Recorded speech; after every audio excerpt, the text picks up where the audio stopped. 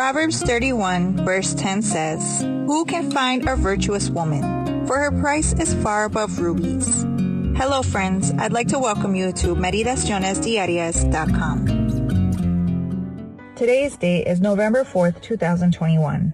I'm reading from our women's devotional, Brushstrokes of God's Love.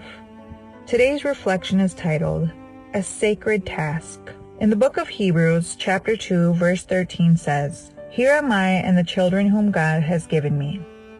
At the young age of 10, little Marcella came to therapy because she had regressed into nighttime bedwetting, which she had stopped doing at the age of 3. Not knowing what to do and blaming the child for her lack of discipline, her mother brought her to therapy so I would fix her. She insisted that the girl wet her bed because she was lazy and didn't want to get up to go to the bathroom. It's one thing to say something. Reality is a completely different thing. In this mother's case, there was a lot of ignorance. There was a sad story of abandonment behind this child's bladder incontinence. On weekends, Marcella's parents went out partying at night and left the girl in charge of her 2-year-old brother. Unable to fulfill such a big responsibility, the little girl would cry and was unable to fall asleep until she heard the family car enter the garage. Then, instead of being comforted, she was scolded. The girl's worst nightmare was the fear that her parents would never return. Carelessly bringing a child into this world without previous thought or planning is a sin with eternal consequences. When this happens, children grow with a sense of rejection and harassment, which make them feel they're burdensome. They are ridiculed, their need for shelter, food and hygiene are not tended to. They are confined and ignored, and their problems are minimized or not taken care of. This is how a breeding ground leading to juvenile delinquents or addictive personalities is created.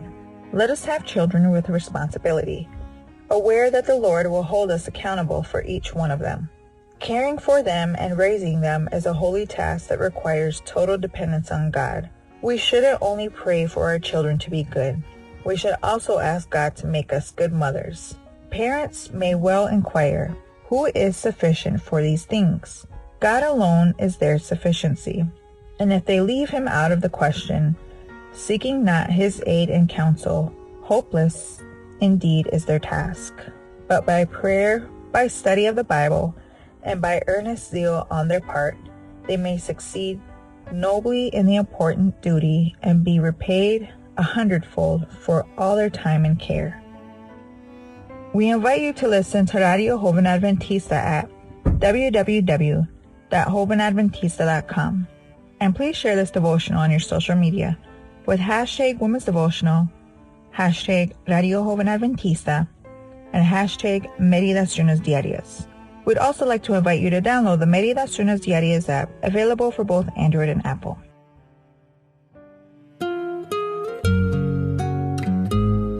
I'd like to say thank you for visiting us here at meditacionesdiarias.com. May you have a blessed day.